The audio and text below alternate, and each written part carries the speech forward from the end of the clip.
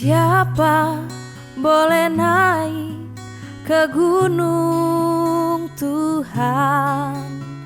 Siapa boleh datang menyembah Dia? Hanya orang-orang yang suci hatinya, yang rindu menyembah Dia.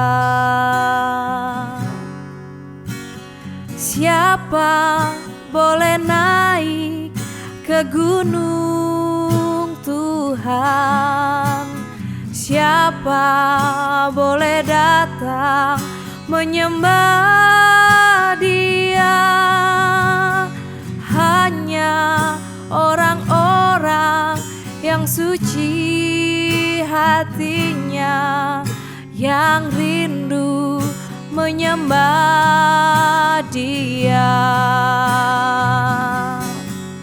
Sembah Yesus, sembah Yesus, ku sembah kekudusan nama-Mu. Sembah Yesus, sembah Yesus, ku angkat hatiku sembah Yesus.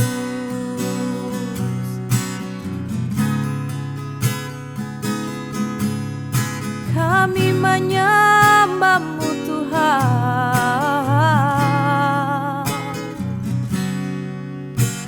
Siapa boleh naik ke gunung Tuhan? Siapa boleh datang menyembah Dia? Hanya orang-orang yang suci hatinya, yang rindu menyembah Dia. Sembah Yesus, sembah Yesus, ku sembah kekudusan nama-Mu. Sembah Yesus, sembah Yesus, ku angkat hatiku sembah Yesus. Sembah Yesus, sembah Yesus, ku sembah kekudusan nama-Mu. Sembah Yesus, sembah Yesus, ku sembah hatiku sembah Yesus. Ku angkat hatiku sembah Yesus.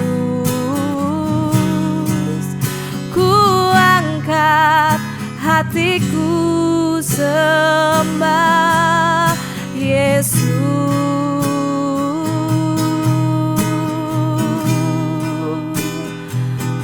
Haleluya.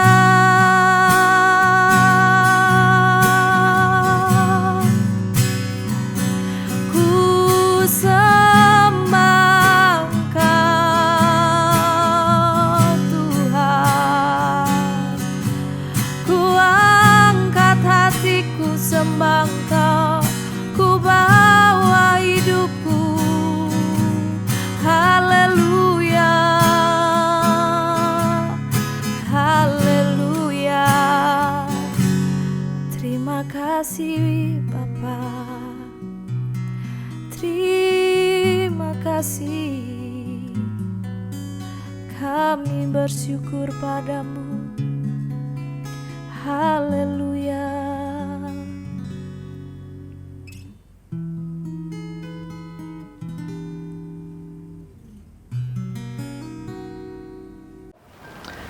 Shalom Bapak Ibu, Saudara yang terkasih di dalam Tuhan Yesus. Berjumpa lagi bersama saya Michael Kapugu dalam Suara Gembala. Senang sekali saya bisa bersama-sama lagi bersama Bapak Ibu Saudara sekalian. Kalau pada pertemuan sebelumnya kita sudah membahas tentang iman yang sejati, bagaimana di dalam iman sejati itu berbicara ketundukan kita kepada Tuhan, bagaimana iman sejati itu berbicara hubungan kita dengan Tuhan. Nah, Bapak Ibu, kita masih melanjutkan tentang pembahasan iman yang sejati. Kita akan berbicara tentang growing faith. Bagaimana iman yang bertumbuh itu? Iman yang bertumbuh itu seperti apa? Nah, ini sangat menarik Bapak Ibu. Karena ternyata di dalam kekristenan berbicara iman itu tidak hanya sekedar percaya saja seperti itu. Tetapi berbicara iman itu harus ada pertumbuhan. Dan Alkitab sering memberikan ilustrasi bagaimana kekristenan itu berbicara tentang kedewasaan. Kedewasaan di dalam Tuhan. Kalau kita berbicara tentang agama, ada orang beragama, ya. Berarti ada orang yang tidak beragama. Di satu sisi orang yang beragama dibilang Kristen. Orang yang ada yang bukan Kristen. Di satu sisi orang Kristen dibilang orang yang bertuhan. Tetapi di satu sisi dikatakan orang yang tidak bertuhan. Bapak Ibu, ini suatu pernyataan yang dalam sebenarnya. Karena apa? Kekristenan sebenarnya bukan hanya sebatas agama saja. Tapi kekristenan itu berbicara tentang jalan hidup. Belum tentu orang Kristen itu bertuhan. Karena apa? Karena ternyata jalan hidupnya tidak menggambarkan dia Kristen. Bapak Ibu tahu pasti arti Kristen itu apa? Pengikut Kristus. Orang-orang yang mengikuti teladan Tuhan Yesus. Nah, pada kesempatan ini kita akan sungguh-sungguh belajar tentang bagaimana iman yang bertumbuh itu. Kalau kita lihat di dalam 2 Korintus 10, di situ sangat menarik Bapak Ibu. Kenapa? Paulus diperhadapkan dengan jemaat yang belum dewasa di dalam Tuhan. Paulus diperhadapkan dengan jemaat yang memiliki pertumbuhan iman yang belum dewasa Bapak Ibu. Jemaat, kita harus ingat bahwa kalau jemaat Tuhan memiliki pertumbuhan iman, jemaat akan memiliki pikiran Kristus. Nah, apa yang terjadi kepada jemaat saat itu yang di dalam Korintus 2 ayat 10, dalam menilai, ya, di dalam mengambil keputusan selalu mengambil dengan pikiran negatif Bapak Ibu. Selalu mengambil keputusan dengan pikiran yang salah. Kenapa? Saat itu Paulus dalam pelayanannya itu tidak diterima oleh jemaat saat itu. Jemaat menilai dengan pandangan yang negatif. Mereka mencurigai Paulus. Maka saat jemaat memiliki pandangan negatif, ini satu indikasi mau mengatakan bahwa jemaat itu belum dewasa. Jemaat itu belum dewasa.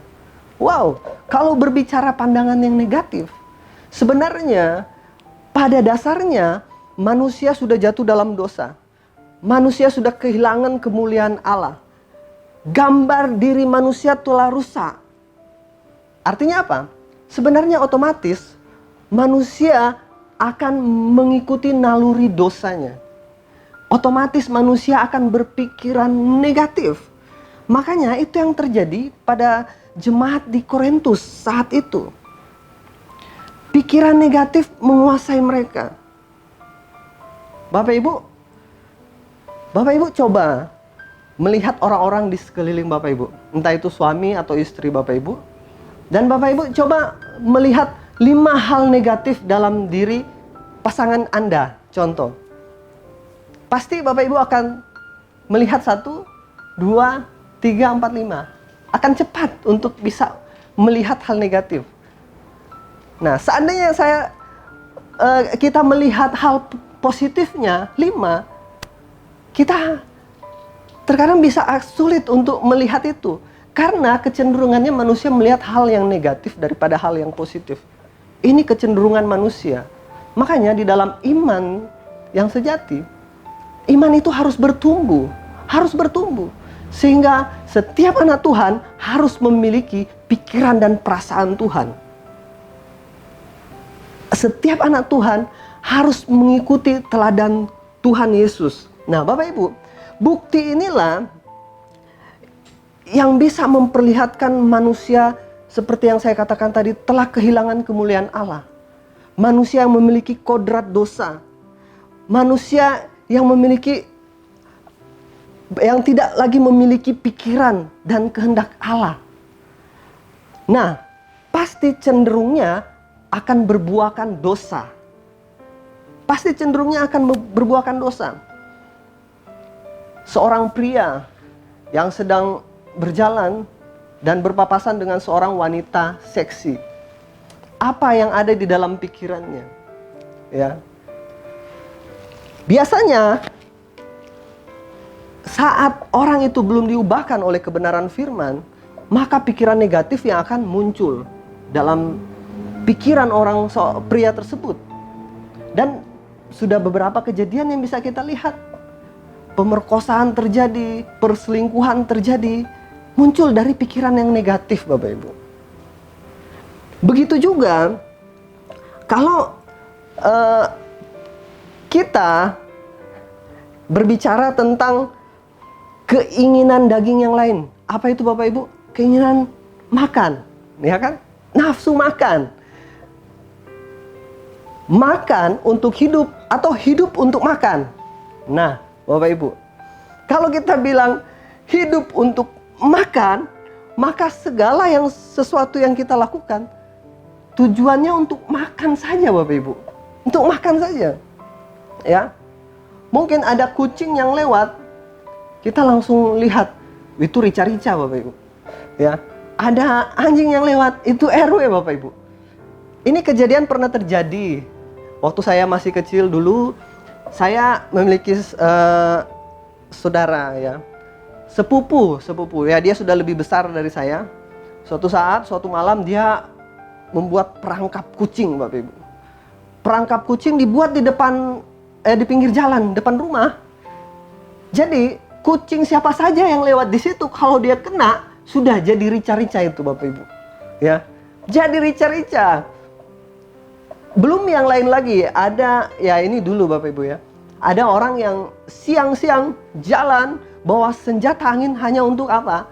Nembak kucing untuk dibuat rica-rica, ya.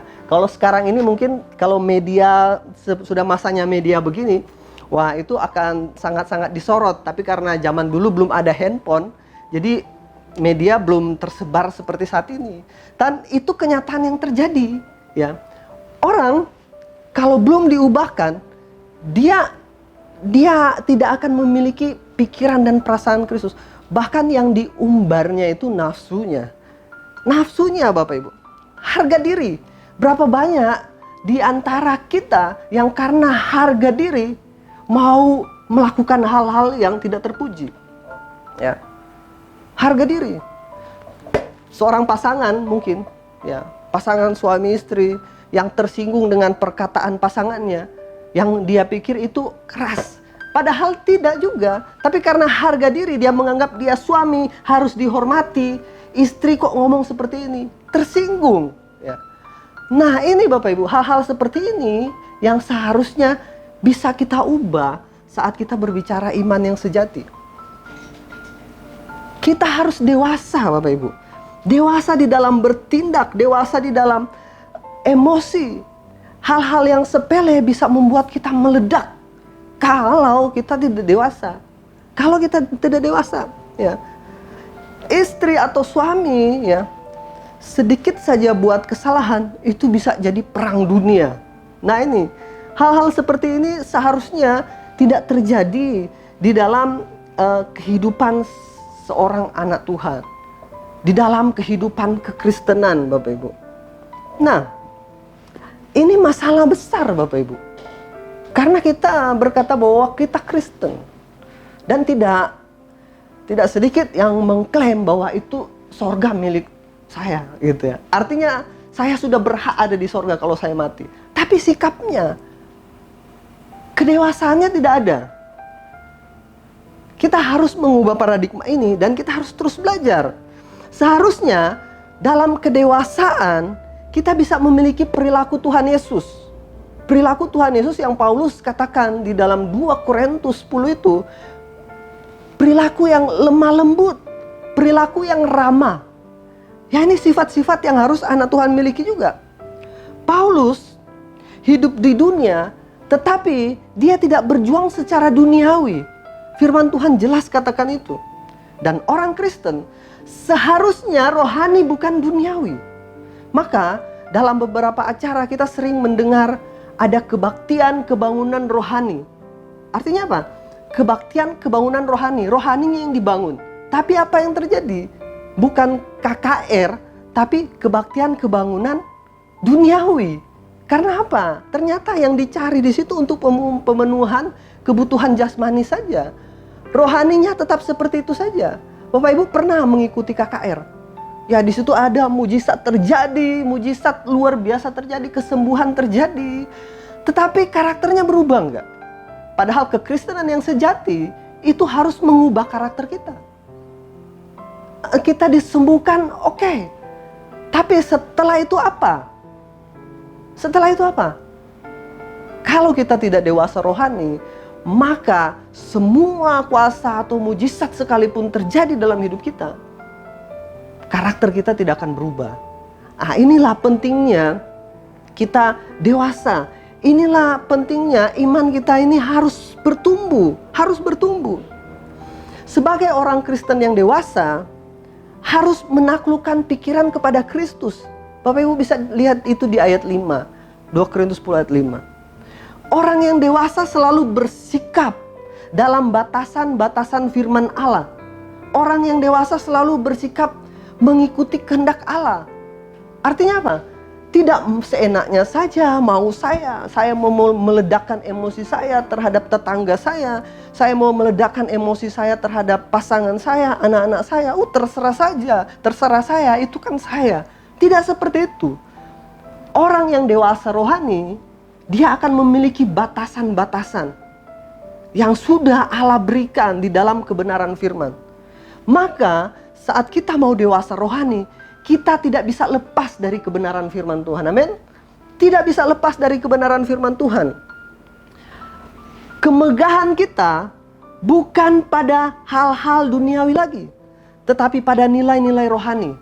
Bukan pada hal-hal yang duniawi lagi, Bapak Ibu, tetapi kepada hal-hal rohani. Itu kemegahan kita. Maka kita menjadi jemaat Tuhan.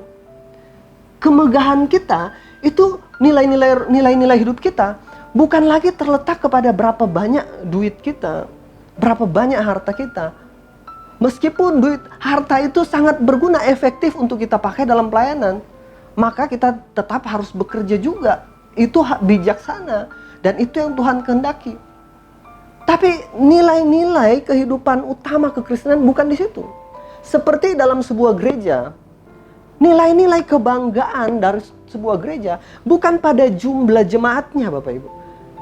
Nilai-nilai kebanggaan sebuah gereja bukan kepada bangunannya yang megah, tetapi bagaimana jemaat bisa hidup kudus di dalam Tuhan, bagaimana jemaat bisa hidup suci di dalam Tuhan. Bahkan hidup sekudus-kudusnya, sesuci-sucinya. Artinya apa, Bapak Ibu ya? Kalau di dalam ayat 18 ya, ayat 17 firman Tuhan katakan Paulus bermegah di dalam Tuhan. Paulus bermegah di dalam Tuhan. Karena nilai-nilai yang dibangun Paulus itu nilai-nilai kekudusan Allah. Di dalam ayat 18 ya, bukan orang yang memuji diri yang tahan uji, melainkan orang yang dipuji Tuhan. Wah, ini luar biasa Bapak Ibu. Bapak Ibu bisa melewati segala tantangan, Bapak Ibu bisa melewati segala pergumulan, apalagi saat ini COVID-19 ini, wah, pergumulan luar biasa Bapak Ibu. Ya, perekonomian bisa bergoncang, kita nggak tahu sampai kapan. Tapi kita pasti akan berdiri teguh, berdiri kokoh saat Tuhan melihat kita dan Tuhan berkata, wah, ini anak saya luar biasa. Saat Tuhan bisa memuji kita Bapak Ibu. Tapi bagaimana Tuhan bisa memuji kita? Ini kita harus permasalahkan, harus kita perkarakan di hadapan Tuhan. Tuhan, saya sudah berkenan belum di hadapan Tuhan? Tuhan, saya terpuji tidak di hadapan Tuhan? Ya, sering kita bukan mau minta pujian dari Tuhan, tapi kita mau memuji diri kita sendiri. Kita mau dipuji oleh orang lain. Ya kan? Kita mau terlihat hebat di depan manusia, tapi kita tidak mau terlihat hebat di depan Tuhan. Ini Bapak Ibu, kita harus dewasa rohani. Iman kita harus bertumbuh Bapak Ibu. Harus bertumbuh. Ya. Bapak Ibu yang terkasih dalam Tuhan, iman yang bertumbuh itu sangat penting. Karena iman yang bertumbuh ini akan membuat kita menjadi orang Kristen yang dewasa. Orang Kristen yang dapat menghadapi segala pergumulan, segala tantangan hidup. Keterlaluan Bapak Ibu saat kita menghadapi COVID ini dan kita tidak mau berubah, kita tidak mau belajar dewasa. Maka kita akan lenyap Bapak Ibu. Kita akan mengikuti zaman ini. Kita akan mengikuti setiap keinginan dunia. Nah, ini bahaya Bapak Ibu. Ini bahaya. Bagaimana iman Kristen bisa bertumbuh? Ya. Di dalam Roma 10 ayat 17, firman Tuhan katakan, iman datang dari pendengaran dan pendengaran oleh firman Kristus. Iman datang dari pendengaran oleh firman Kristus. Ini Bapak Ibu. Iman Kristus ini berbicara tentang kehendak Bapa. Kehendak Bapa yang bisa kita lihat lewat kehidupan Tuhan Yesus. Nah, kehidupan Tuhan Yesus ini teladan penting kita. Bahkan firman Tuhan katakan, ini pokok keselamatan. Kalau kita mau lihat iman Kristen, kita lihat Tuhan Yesus. Kita lihat Tuhan Yesus dan kita ikuti. Nah, inilah jalan hidup kita sebagai orang Kristen, seperti Tuhan Yesus. Ikuti teladan Tuhan Yesus. Maka Kristen itu yang saya katakan tadi bukan sekedar agama, tapi Kristen itu jalan hidup. Jalan hidupnya Tuhan Yesus yang harus kita ikuti. Maka disebut bertuhan. Ya, bukan hanya sekedar beragama. Belum tentu orang beragama Kristen itu sudah bertuhan. Karena dia nggak dewasa. Dia nggak dewasa. Perkarakan ini Bapak Ibu. Dan saya yakin kita akan menang menghadapi setiap tantangan Bapak Ibu. Kita akan menang. Dan Allah akan berkenan. Dan Allah akan terus menuntun kita Bapak Ibu. Firman Kristus. Ya. Bagaimana Tuhan Yesus memperlakukan sesamanya seperti dirinya sendiri. Wow, ini firman Kristus. Tuhan Yesus tidak membeda-bedakan. Tuhan Yesus mau menyelamatkan semua manusia. Tuhan Yesus mengasihi semua manusia. Ya. Dia tidak membedakan, wah kamu orang miskin, kamu nomor 2. Kamu orang kaya, kamu yang nomor 1. Tidak. Tuhan tidak membedakan dari status. Bahkan masa lalu tidak. Tuhan mengasihi semua manusia.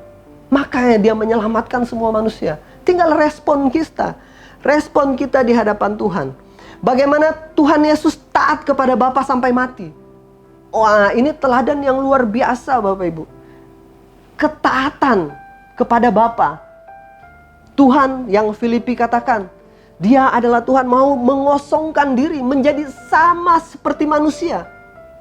Sama seperti manusia. Dia menghadapi tantangan juga. Bahkan dia menghadapi penolakan dari ciptaannya. Manusia yang dia ciptakan menolak dia. Memperlakukannya tidak adil. Dia diseret, disiksa, diludahi, dicambuk, bahkan disalib, bahkan mati di atas kayu salib. Itu penghinaan Bapak Ibu. Tapi itulah Tuhan Yesus kita. Dan itulah kekristenan kita. Kita harus mengikuti kasih yang Tuhan Yesus teladankan kepada kita. Nah, itu bukti kasih Tuhan Yesus yang harus kita pelajari lewat seluruh kebenaran firman Allah. Ya, Bapak Ibu, sudahkah kita baca Alkitab hari-hari ini? Sudahkah kita merenungkan Alkitab hari-hari ini? Nah, ini jadi masalah bagi kita. Baca saja tidak, merenungkan saja tidak, ya. Bagaimana kita bisa menuruti kehendak Allah? Bagaimana kita bisa tahu kehendak Allah, Bapak Ibu? Ya. Padahal kita tahu itu lewat firman Allah. Bahkan kalau kita mau hidup intim dengan Tuhan, kita harus memulai dengan mengenal pribadinya, Bapak Ibu, ya. Ingat, iman tidak akan bertumbuh saat kita tidak mengenal Allah. Dan kita tidak bisa mengenal Allah saat kita tidak mendengarkan firman Allah. Ini tatanannya, Bapak Ibu. Kita tidak bisa jadi orang Kristen, wah saya orang Kristen cukup. Tidak. Harus bertumbuh. Ya, Alkitab jelas mengatakan ini. Ini Bapak Ibu. Hal ini terjadi terus menerus, kesinambungan, berjalan seirama. Kita mengenal Tuhan lewat kebenaran firman Tuhan. Kita melakukan firman itu. Ini berjalan seiring.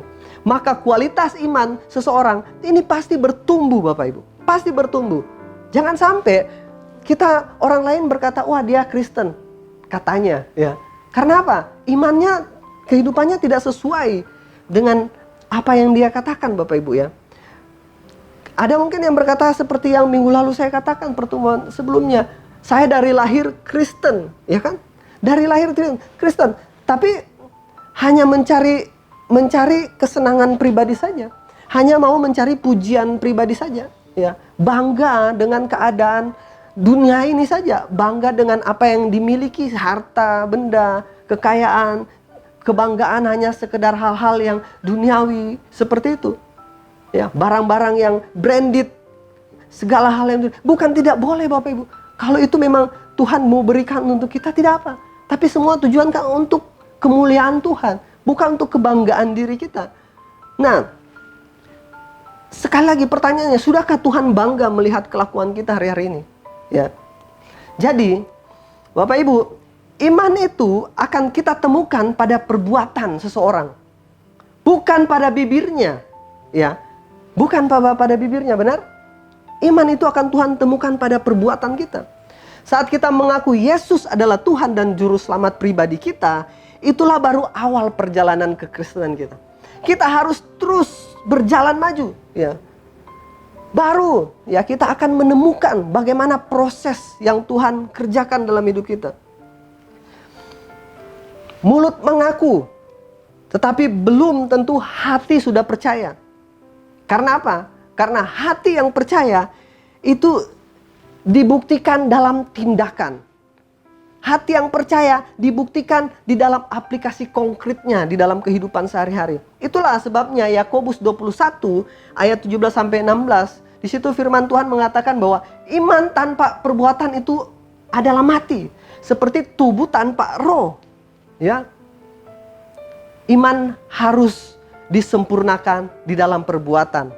Nah, Bapak Ibu yang terkasih, ingat ini di dalam Roma 10 ayat 17, satu ayat lagi Bapak Ibu. Firman Tuhan katakan seperti ini. Iman datang dari pendengaran, dan pendengaran oleh firman Kristus.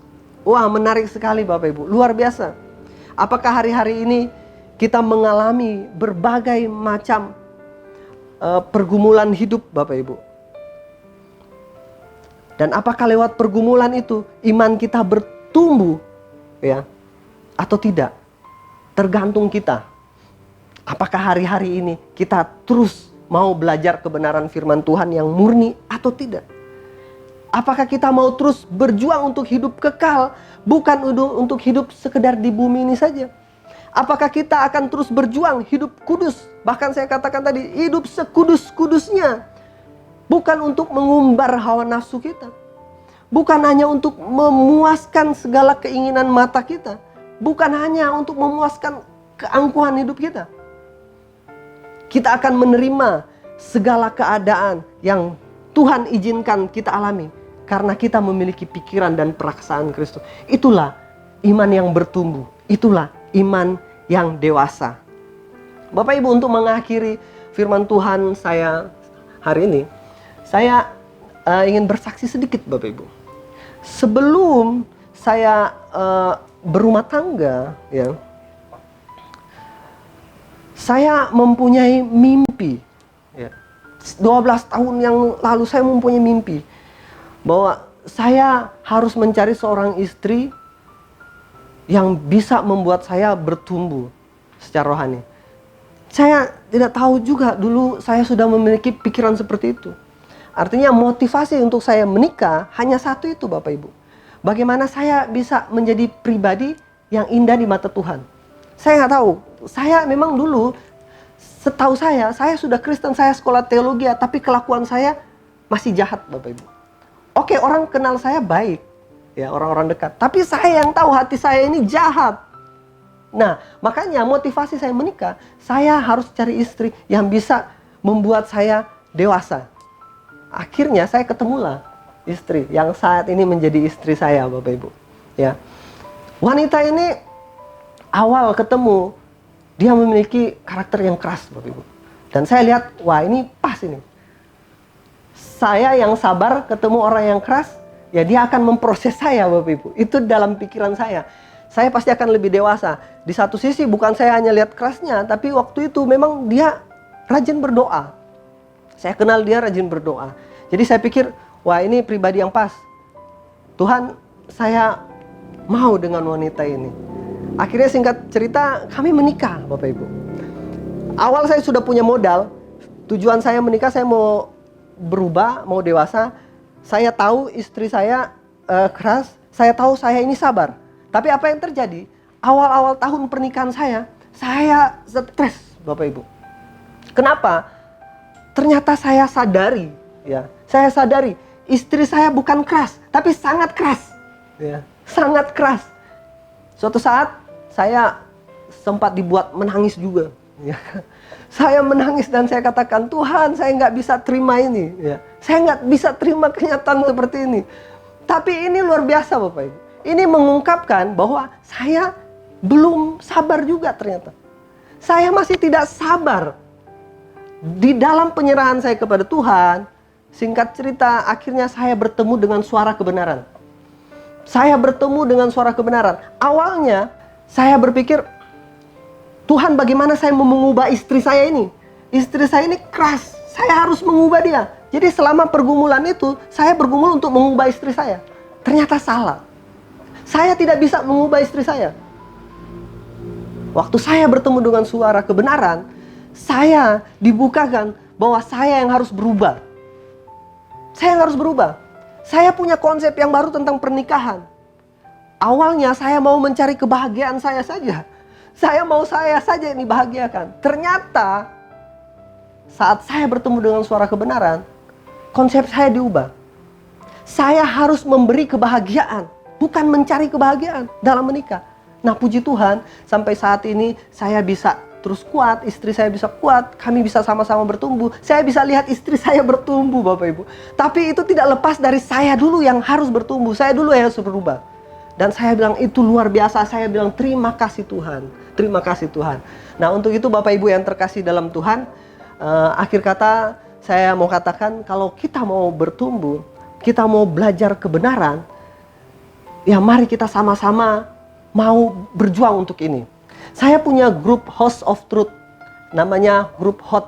Bapak Ibu yang rindu bergabung, ini interdenominasi, gabungan dari beberapa gereja yang belajar kebenaran. Di situ kita tiap hari akan dikirim kebenaran-kebenaran, renungan-renungan, baik dalam teks, audio maupun dalam bentuk video. Jadi Bapak Ibu bisa bergabung, nanti akan lihat nomor telepon saya. Dan Bapak Ibu yang diberkati lewat acara ini, Bapak Ibu bisa subscribe channel ini, Suara Kasih TV. Bapak Ibu bisa subscribe, Bapak Ibu bisa like dan sharing. Nah, kita akan mengakhiri ini, saya akan berdoa buat kita semua. Mari kita berdoa. Bapa kami yang di sorga, terima kasih buat kebenaran firman Tuhan saat ini. Sungguh Bapa, kami tidak mau menjadi orang Kristen yang hanya beragama saja. Tapi kami mau menjadi orang Kristen yang bertuhan. Kami mau dewasa di hadapan Tuhan. Kami mau dipuji oleh Tuhan. Kami mau dikenal oleh Tuhan. Kami mau berkenan bagi Tuhan. Kami mau terus belajar Tuhan. Kami mau terus paksa diri kami. Kami mau nekat untuk mengenal kebenaran itu. Kami terus mau mengenal pribadi Tuhan Yesus. Pribadi yang mengubahkan kami. Lewat sikap perbuatan, lewat teladan yang sudah Tuhan Yesus berikan bagi kami. Terima kasih Tuhan Yesus, berkati setiap yang menyaksikan acara ini. Tuhan yang terus berkati di dalam nama Tuhan Yesus. Kami bersyukur dan kami akhiri pertemuan kami. Haleluya. Amin. Tuhan berkati. Shalom.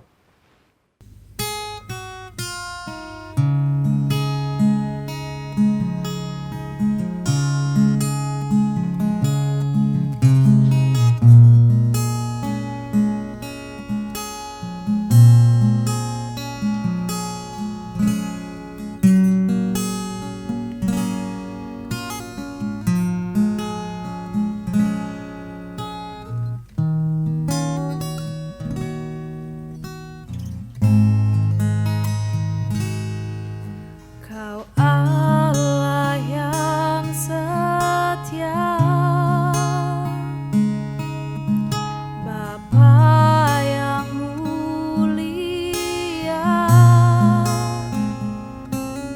kasih-Mu besar Tuhan. Kau pulihkan hidupku. Kaulah harapanku, hidupku dalam-Mu. Terima kasih Tuhan, Kau selamatkan hidupku.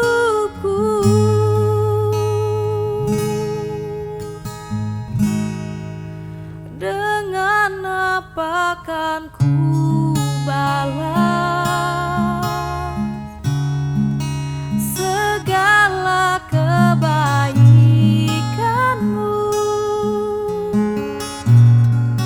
Segenap hatiku menyembah-Mu Yesus. Ku bersyukur padamu selamanya.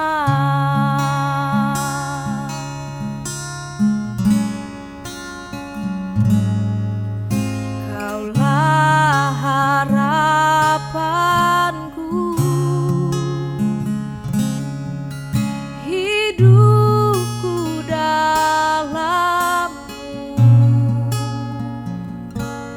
Terima kasih Tuhan, Kau selamatkan hidupku.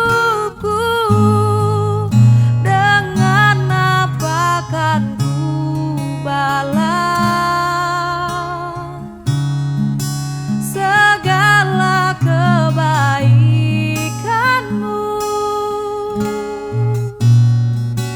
Segenap hatiku menyembah-Mu Yesus. Ku bersyukur padamu. Dengan apa kan ku balas segala kebaikan-Mu?